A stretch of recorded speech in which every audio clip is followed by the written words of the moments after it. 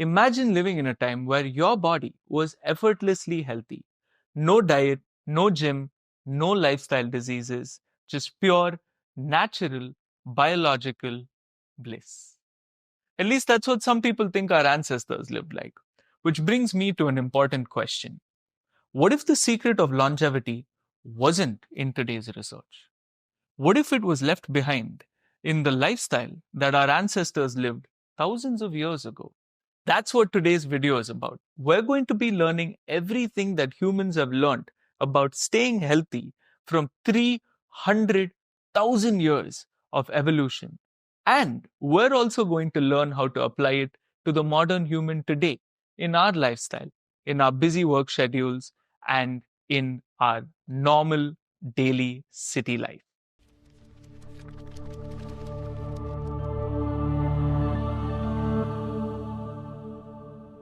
Welcome to the Growing Young Lab podcast. I'm Samarth, and the videos that you are watching are thousands of research papers, hundreds of books, and over 10 years of my experience put together in a story format to help you age slowly, gracefully, and hopefully reverse your age. I've coached over hundreds of executives in their 40s to 60s, helped them eradicate lifestyle diseases like diabetes, helped them lose fat, gain muscle, and help them slow down their aging. I've also coached over hundreds of coaches in my organization called Growing Young, a network of healthcare professionals straight from doctors, geneticists, all the way to personal trainers, physiotherapists, nutritionists, and everybody else that you require to help you age slowly, gracefully, and hopefully reverse your age. Now, I create these videos because it is in my personal agenda to make sure that you avoid modern marketing myths, false propaganda, and negligence related aging. So, at the end of this video, you would have learned three important things. Number one, how did our ancestors stay away from lifestyle diseases? Number two, what was the environment like when we first evolved as humans? And what has it changed to today? And number three, what is the difference in the human body from our first ancestor all the way till today in the lens of physical activity, diet, sleep, stress levels, relationships, and sex, as in intercourse? But wait, how will this help you in your daily life? Let me be honest. The healthcare and fitness industry has filled a lot of people's head with a lot of shit about what it really takes to be healthy. So, by learning what we evolved for, where we evolved from, and how we evolved, I am hoping to open your eyes to this modern shithole of a mess that we live in, so that you will be able to smell all these health scams from a mile away. And as a beginning bonus, we're going to be giving away a free self-assessment toolkit so that you can understand how healthy you are compared to your ancestors. Now, this isn't something to be shamed about if you're not as healthy as they were, but it will give you a realistic understanding as to where you stand today in terms of your health. You can find the link to that in the description below. But before that, I want to make a guess about you. If you're somebody who's ever tried to get healthier in any context, you will fall under these four categories. Number one, you think our ancestors had the healthiest lifestyle and all these modern supplements that have come out have no place to make a human being healthier. Number two, you follow all the new research, all the modern influencers, and all these new science gurus who will tell you that the modern way of life is better than what our ancestors lived. And number three, you don't give a shit about both group 1 and 2. You just do what feels good. And number four, you're like me and you're just curious about how it is that you can better your health, whether you take it from modern scientific evidence or you take it from ancestral wisdom.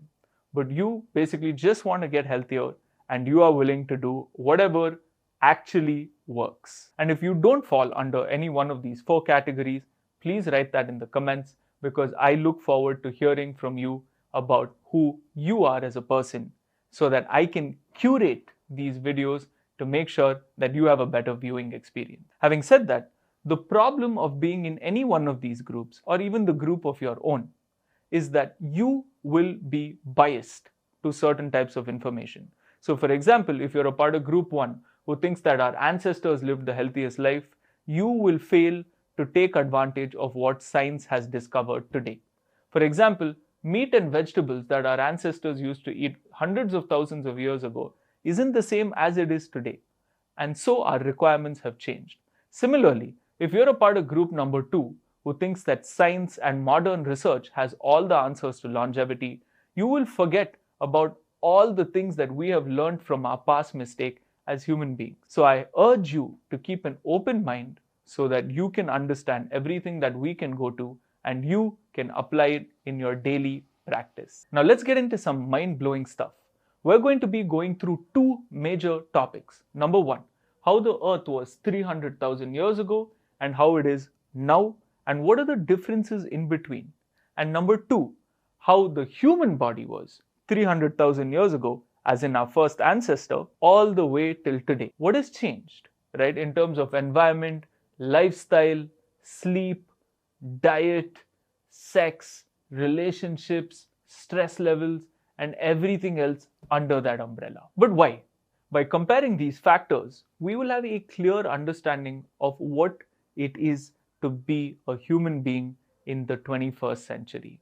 And more importantly, you will learn how to make sure that you don't fall for health traps that maybe your parents or your grandparents have fallen prey to. So let's get into it.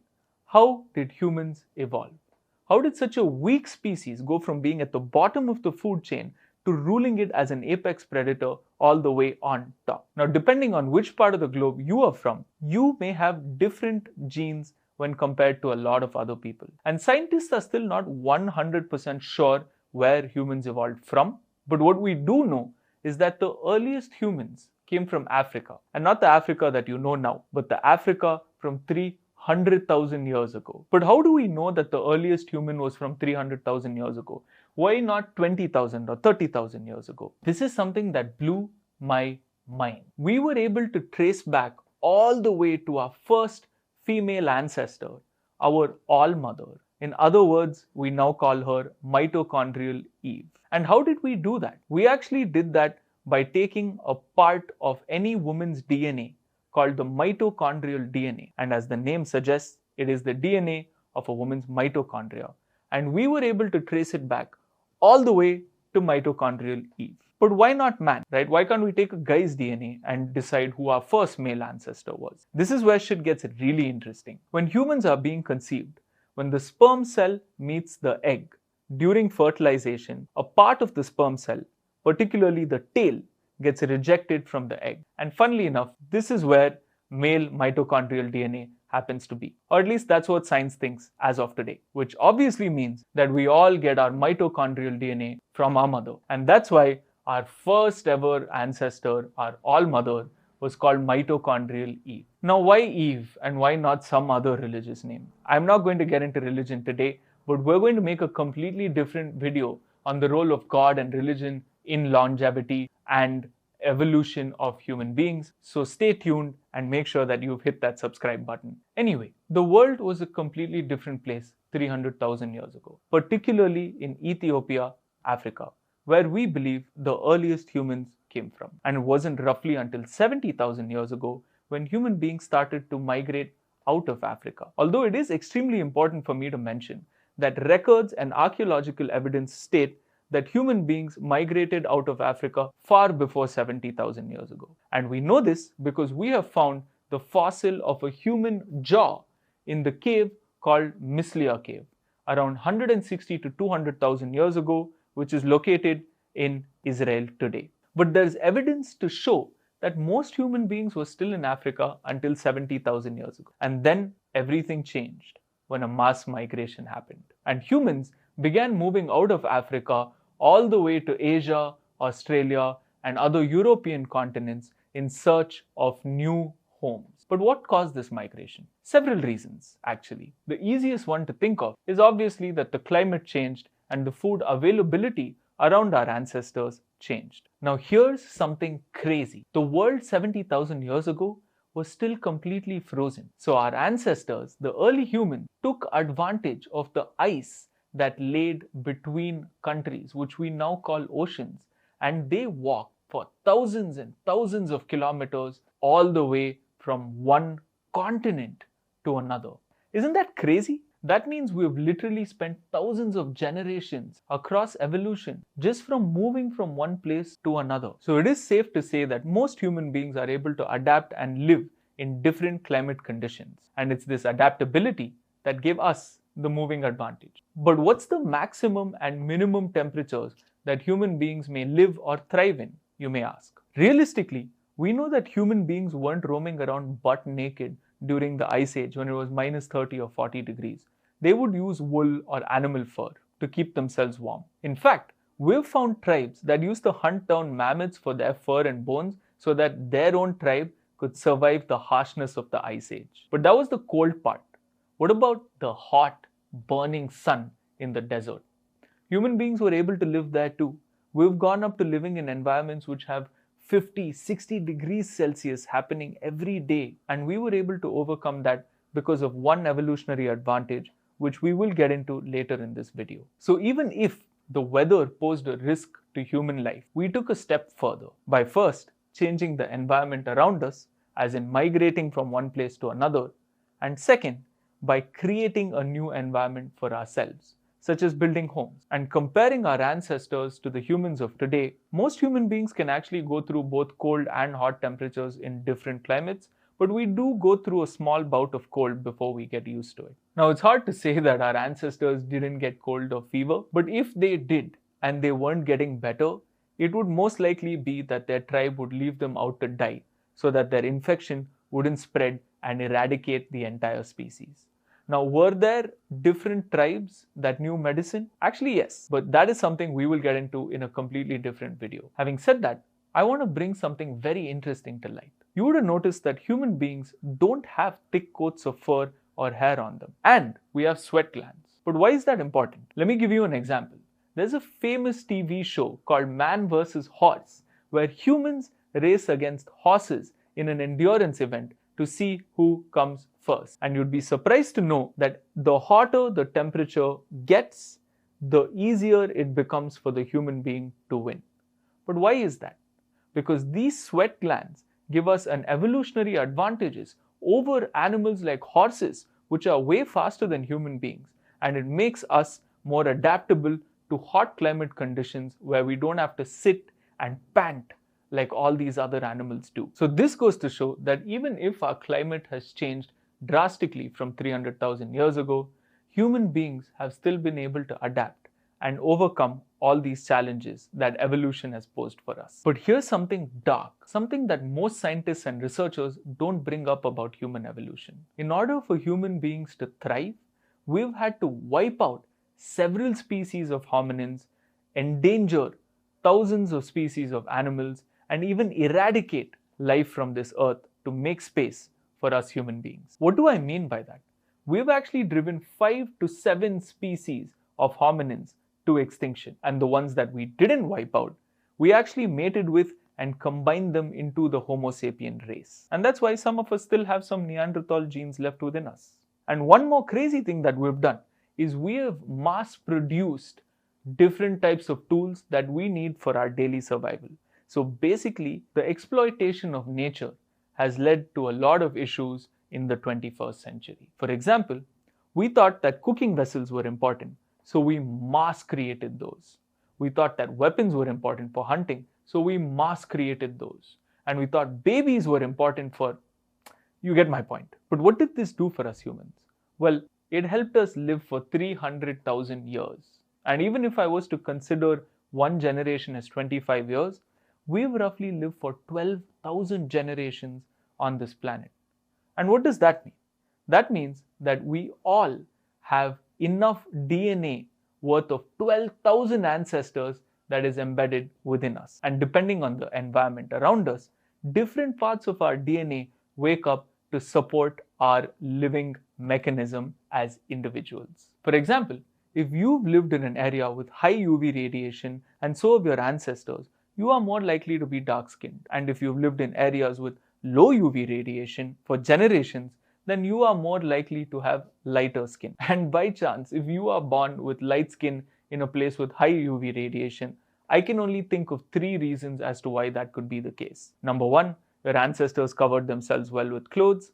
Number 2, your ancestors used a lot of sunscreen, provided sunscreen was created back then, or number 3, that your ancestors made a hell lot of babies and one of them went on to produce you. And I'll dive deep into the different benefits of sunscreen, sauna, cold showers, cold bath immersions in another video. But for now, I want to answer an important question. What the hell were human beings eating 300,000 years ago? Well, humans ate a wide variety of fruit, straight from nuts, roots, and vegetables, all the way to fruits, meat, bones, and organs of animals around them. Not to forget seafood or honey. But how do we know that? We know this because we have found tools that our ancestors used to skin, cut, and hunt these animals. And we've also found the presence of starch and other foods in the remains of the ancestors that we've dug out. So carbs, animal fats, nuts, and berries were great finds for our ancestors. And the crazy fact is that most scientists use our ancestors' teeth that we dig up in their fossils as ways to identify what we used to eat and what we're meant to eat. And you must have heard that by design, human teeth are similar to herbivore teeth. And most people would use that as proof to state that human beings were herbivores. But here, I have a question you might want to ask yourself. If cooking was invented over 2 million years ago, far before human beings became human beings, why the hell did we need these kind of carnivore teeth to chew into meat if it was cooked? Something I'll cover in another video, but it is definitely something for you to think about. But you'd be surprised to know that although human beings have been using tools like sticks and sharpened stones for a long period of time, the first bow and arrow can only be traced back to 64,000 years ago, which is roughly around the time we started moving out of Africa. But why is this important? The bow and arrow equipped human beings with a long-ranged weapon and increased our chances of getting more regular food, and more importantly, decreased our chances of dying. But wait, weren't projectiles like spears used long before the bow and arrow were invented? Actually, yes, but the bow and arrow really made it easy for all members of the tribe to go hunting. Before, when we used to use clubs and spears, mostly men in their youth and in their maturity were allowed to go hunt for big meat. But with the bow and arrow, kids were able to hunt, ladies were able to hunt, and this made getting meat a far more easier thing when compared to fighting huge predators like our male ancestors used to do with spears. So it is safe to say that most human beings were only eating nuts, berries, and other meat that they had hunted until 12,000 years ago, when everything changed as humans invented farming. Now, humans began settling, growing their own crop, growing their own animals for food, and we finally started to find a place to live. But I need to state a super interesting piece of research. Scientists have found out that human beings actually became unhealthier after we discovered farming. Wait a minute. Samarth, how can you say that eating random nuts, berries, and meat that is found just somewhere in nature, how is that more healthier than farmed grains? Well, scientists were able to make this conclusion because of two important reasons. Reason number one, scientists have found that skeletons of farmers have pathological conditions in their bones and teeth. As in, they've seen a lack of development in, for example, molar or wisdom teeth in child farmers. In fact, our bones overall have become thinner and weaker in our farmer ancestors when compared to our hunter-gatherer ancestors. And reason number two for why we became unhealthier after we began farming is that our hunter-gatherer ancestors had far higher physical activity demands than our farmer ancestors. So with decreased physical activity and decreased nutrition, human beings became weaker over the last 10,000 years ago when compared to the last 300,000 years that we've been on this planet. But if our farmer ancestors who were eating fresh, zero pesticide and non-genetically modified foods, if they weren't the healthiest humans, then who were? A great question, because this is what leads us to what is the best diet for human beings. And to this, I have to say an important line. As humans, we aren't just what we eat. We are what our ancestors ate thousands of years ago. Now, what do I mean by that? Your genes were given to you by some ancestor that slept a certain way, moved a certain way, and ate a certain way. So even before you eat anything, you are already what your ancestors ate. And for what we know now, the healthiest ancestors can only be traced back to the Paleolithic era, which roughly dates back to around 2.5 million years ago and ended as we discovered farming somewhere around 10 to 12,000 years ago. Now, does the word Paleolithic ring a bell? You would have heard the word paleo to famously describe the paleo diet. The paleo diet basically consists of different meats, nuts, fruits, vegetables, animal fats, and other fats like coconut oil and olive oil. And what it avoids are foods like dairy, legumes, and refined sugar. But forget 2.5 million years ago. If we looked at the last hunter-gatherer tribe that is still alive today, the Hadza tribe of Tanzania, literally no one in that tribe has diseases like type 2 diabetes or other cardiovascular issues. Now, that is because they stick to the Paleolithic diet. They consume mostly game meat with nuts, berries, vegetable, fruits, and roots. And when I say game meat, I'm talking about shit like deer or anything that is very meaty in texture. And obviously, they live away from modern civilization, already omitting them from things like eating refined sugar.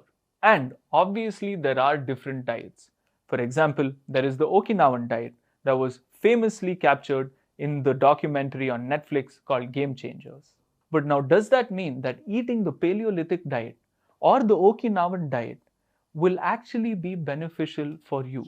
Well, let me ask you a question. Does a diet that is high in protein, rich in fiber, rich in antioxidants, and have no processed shit in it sound better than the diet that you're eating? If the answer is yes, then yes, you would most likely benefit from eating either the Paleolithic or the Okinawan diet.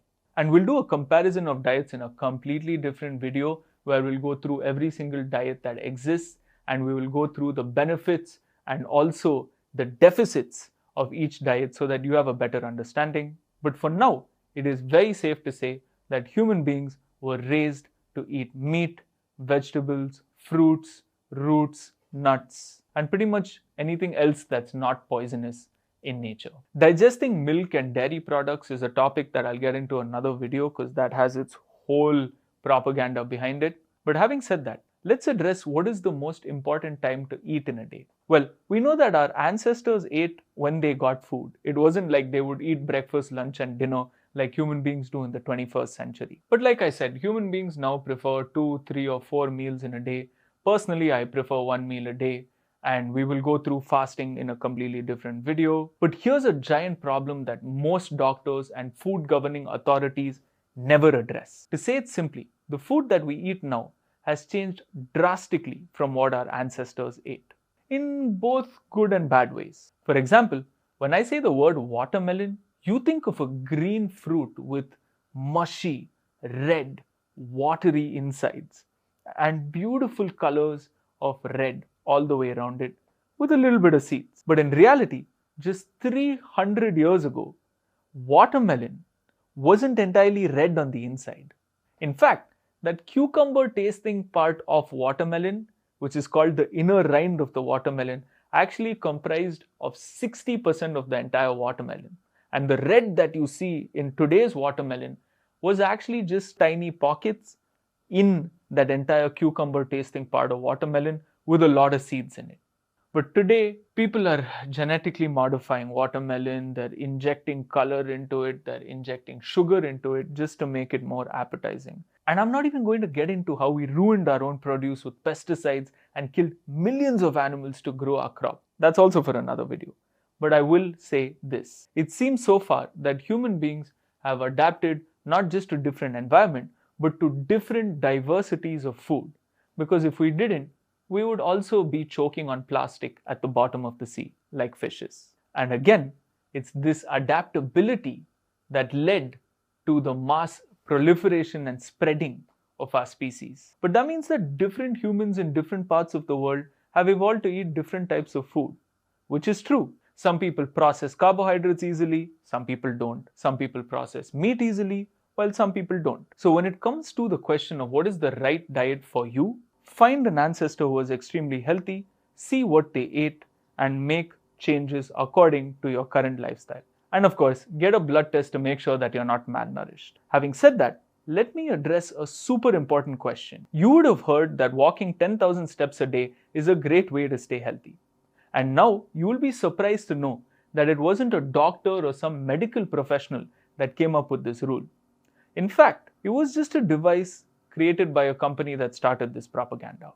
When it first started, these 10,000 steps weren't based on any research. The whole idea of walking 10,000 steps basically comes from a Japanese company that started selling a pedometer, as in a device that measures your steps, in 1964 called Manpo-kei, which translates to 10,000 steps meter.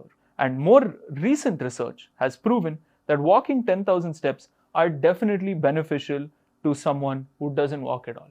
Well, our ancestors from 5 to 10,000 years ago used to walk 20,000 steps as a basic requirement to go get food and water. Not just that, besides walking, they also did quite a bit of strength training through the day, like lifting meat from the place they hunted it down all the way to the place they stayed, and also carrying large pieces of wood or lift and move rocks to create houses. So clearly, it would be stupid to just eat what our ancestors ate and hope for the same results without doing the kind of physical activity they did, or even living in the same environment as they did.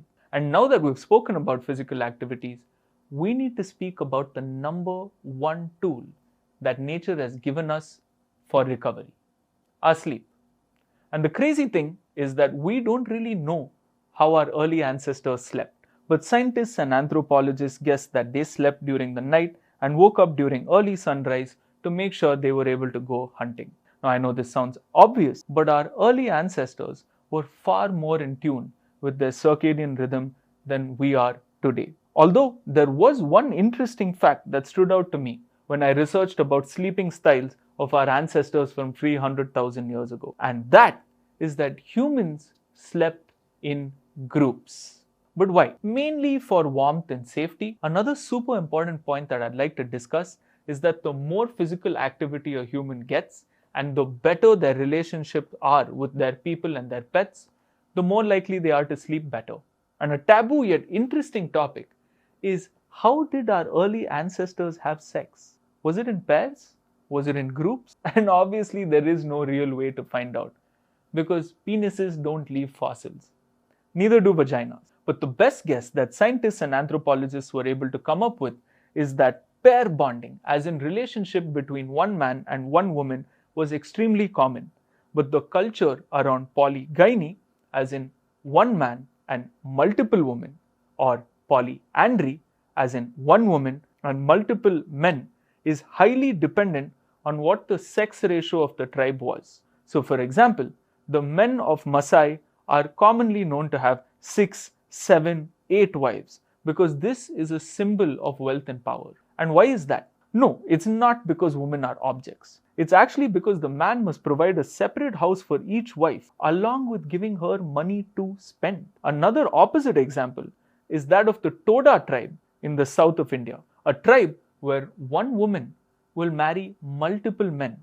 And in many times, these men are actually brothers, which is kind of weird for me, but moving on. With maintaining relationships, looking for food, making tools for hunting, and creating our own shelters, our ancestors from 300,000 years ago had a lot to deal with. Not to mention fending off wild animals, poisonous insects, and venomous reptiles. Now, obviously, all these tasks can cause a lot of stress. So how did our ancestors deal with stress? You see, stress was actually developed in all organisms to make sure that they would survive in situations that otherwise would have led to their death. And you'll notice that the most common reaction for stress in any organism is sudden or increased movement. So for example, biting your nails, shaking your legs, walking up and down in a certain spot, all these are good indicators of you being stressed. But why is that? That's mainly because the type of stress response that we developed, particularly as humans, was only developed to overcome short-term stress. So for example, let's say you go out on a hunt and you need to catch an animal. Or let's say you go out on a hunt and a predator is chasing you. In order to escape those situations, we needed a lot of energy very quickly. This is an example of what we call an evolutionary mismatch. That's when the environment that we have adapted for has changed so quickly and so drastically that we are unable to adapt to it. In simple terms, stress was something that was supposed to save us from death threats. But today, stress is just another thing that we take every single day because most of us have some or the other goal to pursue. And today's stress can be divided into two parts. Number one, short-term stress, as in the stress that we take to make immediate decisions. For example, what do I eat in my next meal? And number two, long-term stress, as in the stress that we take when we need to hit a long-term goal. For example, our company's annual goal, or let's say our promotion, or even finding a spouse, right? And the funny thing is that human beings weren't designed to take long-term stress. And because of this, long-term stress makes us age faster. You see, what happens during stress is that our brain secretes cortisol and norepinephrine. Hold on, let me simplify that for you. Cortisol, otherwise known as the stress hormone, and norepinephrine, which is basically just adrenaline secreted in your brain, are the two chemicals that our brain forces into our system so that we become more alert when we're stressed. But if stress isn't removed from the body in the right way, it can actually affect us negatively, as in it can make us age much quicker than we should. Now, what do I mean by that? If someone is continuously stressed, two parts of their brain begin to function improperly. Number one is their prefrontal cortex, otherwise known as the center for executive decision making and impulse control. This part of the brain begins to malfunction and we begin making poor decisions such as late night binging. And number two, the hippocampus, otherwise known as the learning and memory storage part of the brain. The hippocampus begins to shrink when we're stressed, which can lead to issues like forgetfulness. You'd be surprised to know that one part of the brain actually increases in size, and that's called the amygdala, otherwise known as the fear center of the brain, which can also force the brain to become more sensitive towards stress, making it a vicious cycle where you make decisions based on fear and continuously move into safety. So how do we get rid of stress as quickly as possible? In a simplistic sense, the easiest way to remove stress is how our ancestors did it, by exerting ourselves in strenuous physical activity and mimic the way our ancestors responded to stress. For example, running away from a predator or running towards prey.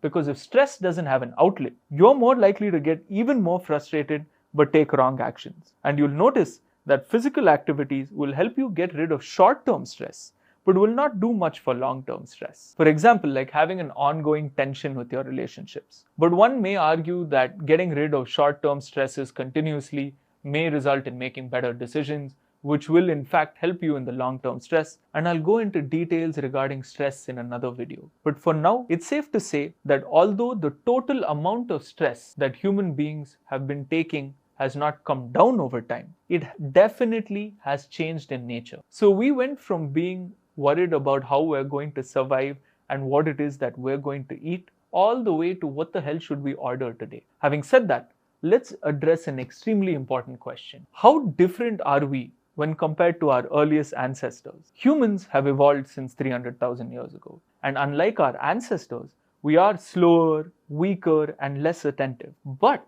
we are also more creative and resistant to certain diseases and hopefully more conscious than before. But what's changed in the human body? For starters, the brain has gotten smaller. And how do we know this? And if the brain has gotten smaller, does that mean that it's less efficient than before? Well, we've seen that Neanderthal brains are between 1200 cubic centimeter for a younger Neanderthal, all the way to 1500 cubic centimeters or slightly more for an adult Neanderthal. Whereas the modern day human has an average brain size of about 1300 to 1400 cubic centimeter, indicating a slight decrease in size over time. And to answer the question, did we get dumber because our brain sizes decrease? Most people would say no. But I guess you can make an argument on both sides, right? Even though we did get dumber, the human brain is definitely more adapted to dealing with today's environment when comparing Neanderthals if we put them in today's environment. Let me explain. In roughly 300,000 years of evolution, human beings only invented the bow and arrow 65,000 years ago, which means that in 1/6 of the time, we went from hunting animals with a bow and arrow all the way to creating artificial intelligence. Now let's inhale that for a second. For almost 235,000 years, humans had been doing jack shit. And in the last 64,000 years, we have now reached modern medicine and artificial intelligence. So did having access to easy knowledge and a society that's growing on that knowledge, like YouTube, for example, make us smarter than our ancestors? It's hard to say, but what we do know is that the brain wasn't the only thing that changed in human beings. In fact, our skin, our body stature, our facial features, teeth, skin color, and size of some organs have changed drastically over time, and it changed to adapt to today's environment. Now imagine that for a second. There is an environment around us that forces us to perceive it in a certain way, and the way we see it completely dictates how we are going to adapt to this environment. For example, in countries like India, the further down south you go, the darker an individual's skin becomes, and the further up north you go, the lighter an individual's skin becomes. And to destroy a popular myth, no, human beings did not have tails, even a couple of generations before.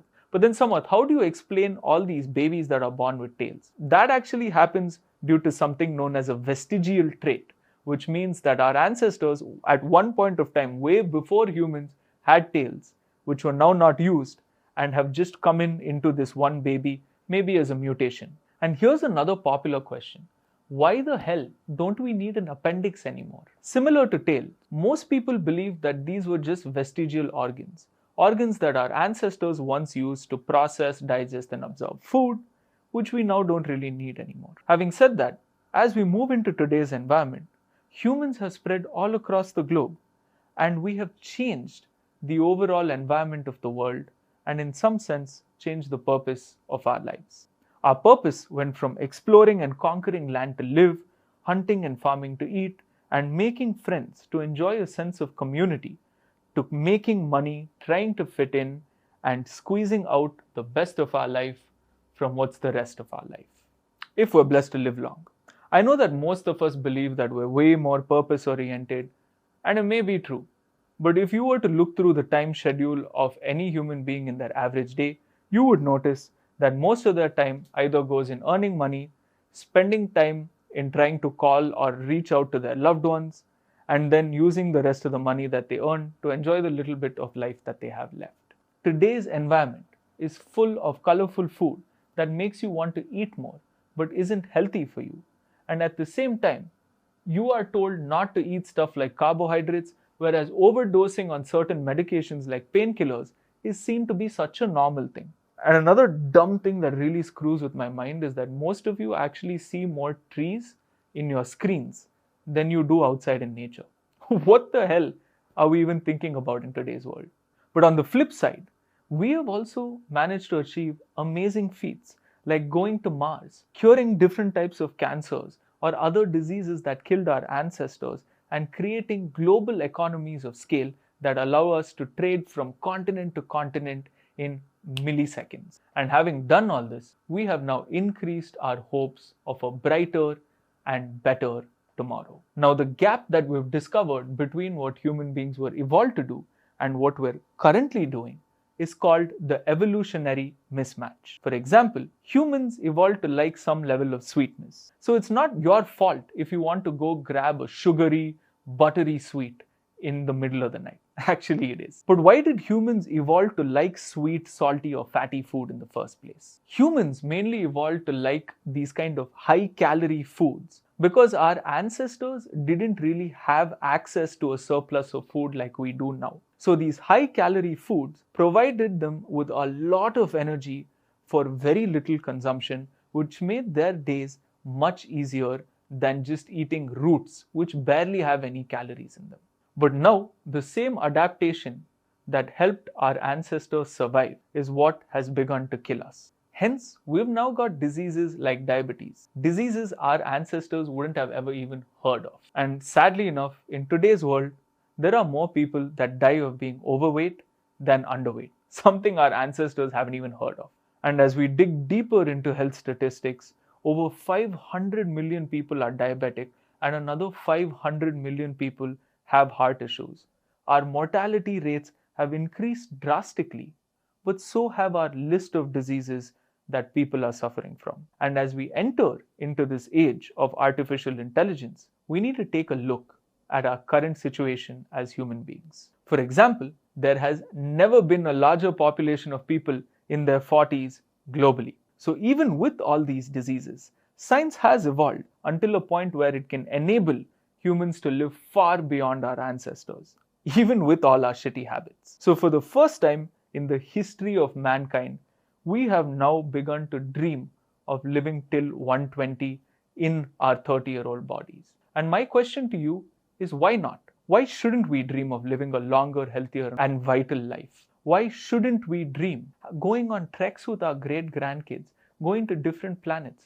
Why shouldn't we dream of all these things simply because our ancestors never had the chance? The age of hoping to die at 80 is gone, and the age of centenarians is at dawn. Now let's take a quick recap. Number one, humans have adapted to live in both hot and cold environments. In fact, you would have heard of both cold water baths and saunas being beneficial for human beings. Number two, humans began by scavenging meat, eating leftover stems and leaves to keep themselves filled. We were lucky if we found honey and didn't die in the process of receiving it. Number three, once we developed technology like the bow and arrow since the last 65,000 years, humans have gone all the way from hunting animals to building marvelous sculptures and inventing AI and shooting satellites out into space. Number four, higher activity levels are key in making sure that your body remains energized, fully functional, and stops aging unnecessarily. Number five, there is a drastic difference from what we evolved to do and what we are currently doing. So it's important to understand what our ancestors actually did to stay healthy, but it's equally important to see how we can fit that in today's modern human lifestyle. And you can also clearly see that we as humans have been living far longer than our ancestors, but are still yet to optimize for longevity. Which brings us to the next most important question. How do we age without becoming like that one old person that we never wanted to grow up and be like? In different terms, how do we age till 120 and still have the body of our 30-year-old self? And that's what we're going to be covering in the next video. We're going to be covering everything that you need to know about aging. What is aging? Why does it happen? And how can you not become like that one old person who's literally just wasting the last few years of their life waiting to die? And I'm also going to give you a free 15-minute longevity blueprint that will only take 15 minutes of your time, but give you back 1 hour of your life. So if that's something that interests you, I will see you in the next video.